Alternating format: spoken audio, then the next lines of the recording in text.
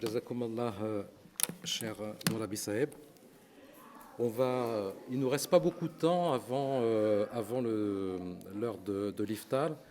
On va tout de même consacrer un peu de temps à la session questions-réponses, qui pourra malheureusement pas durer très longtemps, hein, je le répète, environ une vingtaine de minutes, pour laisser place à notre président pour son discours de clôture. Donc la session de questions-réponses va débuter maintenant. Vous avez, je crois, des papiers qu'on vous a remis sur lesquels vous pouvez faire parvenir vos questions. Et je souhaite ajouter aussi qu'à la fin de cette session, on a mis tout au fond de la salle donc des paquets à l'intérieur desquels vous trouverez des livres, et ces livres-là sont à la disposition de tout le monde. Jazakum Allah, ahsanul jaza.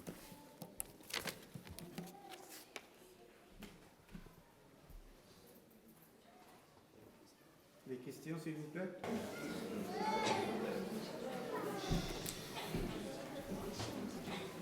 Assalamu alaikum. Voilà, c'est en fait ça n'a pas un rapport avec le sujet, mais c'était une question que j'avais eu c'est j'avais parlé avec un frère à moi et on avait un échange et on avait parlé, c'était au sujet d'Allah, et la question c'est Allah, est-ce qu'il est dans les cieux ou partout, et quel est voilà où on pourrait trouver ces références dans le Coran. Voilà.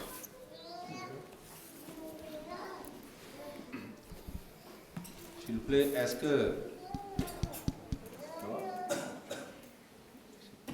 est-ce que quelqu'un a une question concernant le Ramadan ou Laylatul Qadr? Et nous pouvons entretenir cette question d'abord. Sinon, on va chercher Allah. Il est dans les cieux et la terre.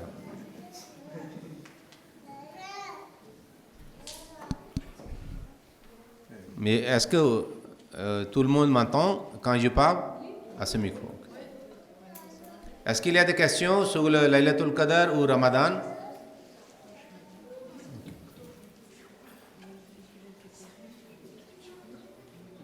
Oui.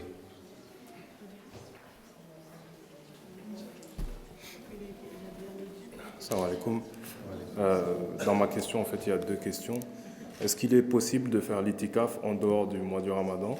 Et est-ce qu'il est possible d'obtenir la Laylatul Qadr en dehors du mois du Ramadan? Oui, en ce qui concerne l'itikaf au du mois Ramadan, il faut savoir itikaf signifie, c'est-à-dire rester quelques jours en retraite. Ok?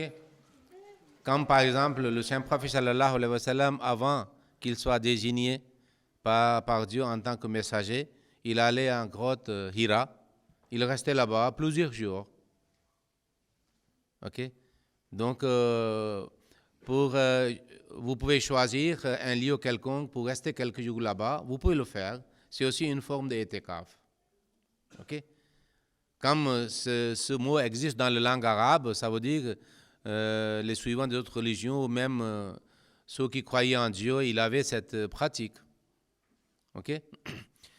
Mais en ce qui concerne l'itikaf de Ramadan, qui est masnoun, ça veut dire le sunnah de Saint Prophète sallallahu alayhi wa sallam, ce itikaf peut être observé seulement dans le mosquée, dans le mois de Ramadan, ok? Et maintenant, le 10 derniers jours, à partir de prière de Fajr de 20e jeûne jusqu'à le coucher du soleil de dernier jour.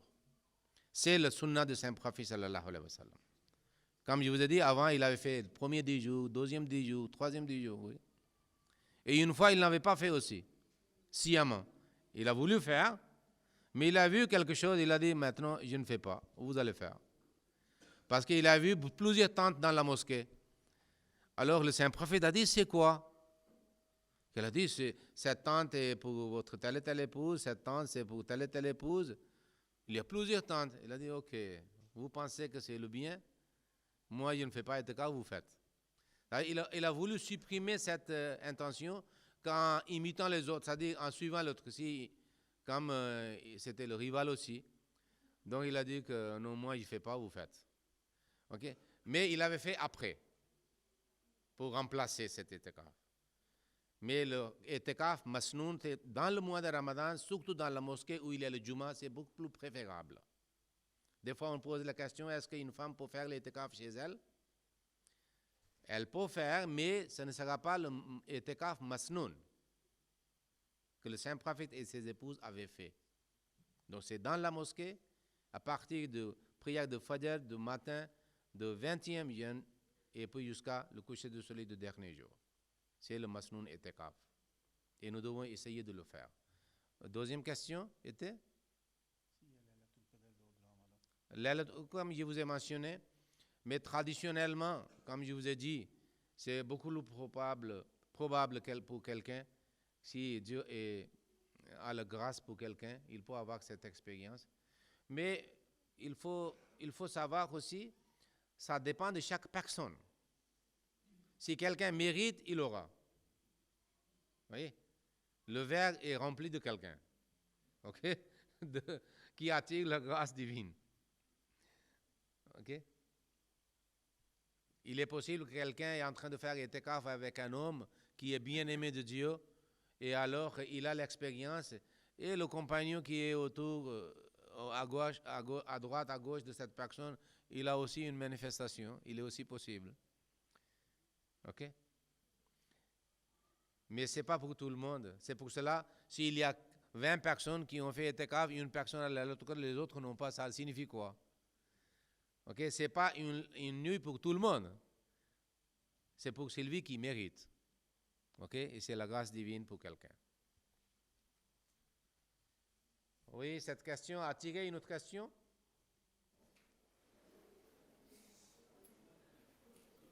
Oui.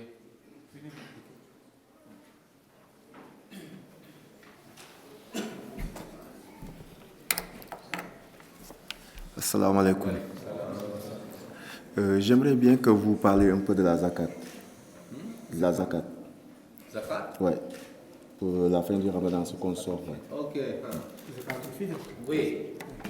Ce qu'il a dit, il a mentionné le mot zakat, mais il faut savoir, il y a plusieurs mots qui sont utilisés, des fois varient de culture à culture. Le mot zakatul fitr est aussi utilisé, sadaqatul fitr est aussi utilisé, et sadaqatul fitr est aussi, chez nous, on utilise fitrana. Ça veut dire que ce qu'on paye avant l'Eid et pendant le mois de Ramadan. Ok? Le Saint-Prophète sallallahu alayhi wa sallam avait commencé cela, et il avait dit que chaque personne paye, même si quelqu'un est pauvre, il peut payer moitié. Mais chaque personne paye. Mais cette somme d'argent ou quelque chose, même, c'est-à-dire que ce n'est pas en espèce, vous pouvez donner, comment on dit, les produits, différents produits, okay, les céréales, des choses comme ça, avec même valeur. Au départ, c'était comme ça, et maintenant nous avons converti en espèces aussi, en faisant une évaluation de l'argent. En réalité, cette somme est, c'est-à-dire récoltée pour donner à ceux qui n'ont pas de moyens pour célébrer l'Eid.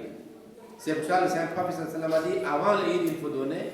Ainsi, la société doit faire une disposition, un arrangement pour donner aux familles ou des individus qui n'ont pas de moyens, peut-être pour avoir les habits ou avoir quelque chose à manger au moment de l'Eid ou le fête. Donc, on peut le donner au préalable. Dans le Jamaat Ahmadiyya, par la grâce de Dieu, c'est-à-dire il y a un système que même, c'est-à-dire dans le pays où nous faisons la distribution, on prépare la liste sans aucune discrimination entre les musulmans ou non-musulmans, ou Ahmadis ou non-Ahmadis. Et avant, plusieurs jours avant Eid, on donne en cachette quelque chose, ainsi ces familles peuvent aussi célébrer l'Eid, avoir le repas ou des vêtements, des choses comme ça. Donc c'était comment il faut le payer et puis pourquoi. Okay. Nous avons fixé 3,50 € par personne. C'est le responsable de la famille ou gardien de la famille doit payer de la part de tous les membres de sa famille. Ok? Autre question?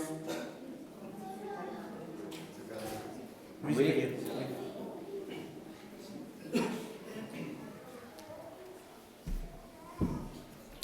Salam alaikum.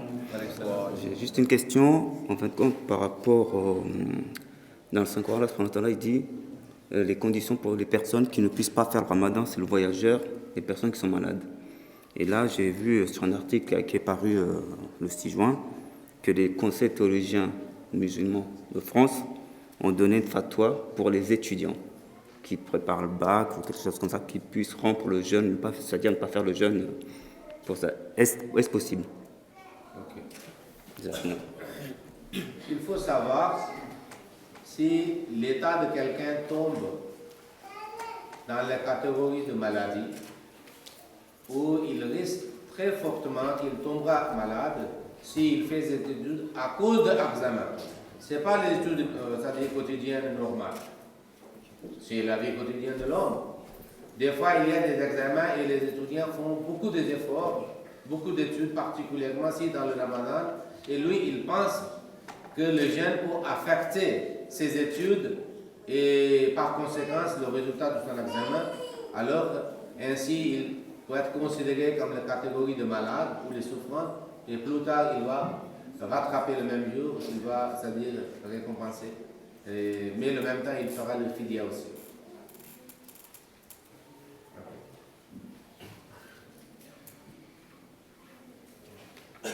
Parce que le ramadan ou le jeûne n'est pas pour faire tomber malade les gens. Oui. Allah, oui. Maintenant, la question d'Allah. Okay. C'est vraiment très lamentable que même il y a certains musulmans qui croient que Dieu est au ciel. Et puis ils commencent à faire des interprétations parce qu'ils ne peuvent pas faire face aux questions qui seront posées contre cette idée basée sur le Saint-Coran. Il a dit non, en tant qu'être, il est là-bas, mais par ses attributs, il est partout. Mais Dieu est seulement les attributs.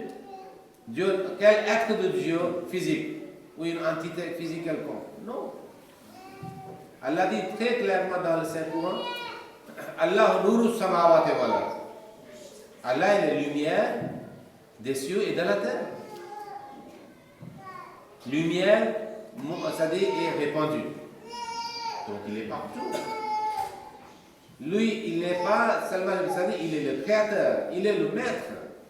C'est lui qui fait marcher tous les éléments ou les corps célestes ou les éléments de cet univers. Il le contrôle. Ok? Il a inculqué la fonction de chaque corps de cet univers, chaque élément de cet univers. Seulement l'homme est laissé libre. Donc il n'est pas partout, comment il peut le contrôler? L'homme est obligé de rester dans une place parce que l'homme a une entité physique, constitution physique. Il est ici, le même temps il ne peut pas être là. Même 1 mètre loin, il ne peut pas être. Mais Dieu est mentionné quand il a dit, oui, il y a un autre verset. N'importe où vous faites votre direction, vous trouverez Dieu. Donc s'il n'est pas partout, donc il n'est pas Dieu. Donc si Allah est aux cieux, pourquoi vous cherchez Dieu dans le Ramadan pendant la dans la mosquée? Si la mosquée est la maison d'Allah, si le maître de la maison n'est pas dans la maison, ok, l'imam de la mosquée va occuper. Ok?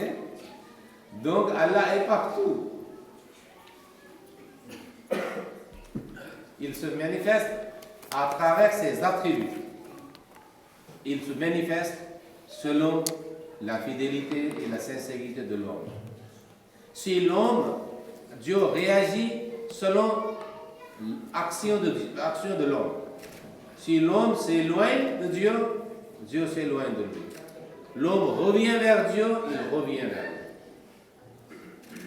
C'est ça le mot tauba, repentir, et tawab, qui est attribut de Dieu, qui souvent revient avec la clémence. Okay? Donc c'est notre Dieu, il est tout puissant, il est omniprésent, ok?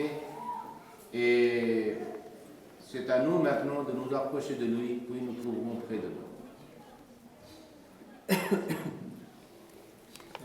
si nous montrons la fidélité et la sincérité qui dépassent les autres êtres humains, Dieu se manifestera de façon qui dépasse sa grâce qu'il montre aux autres.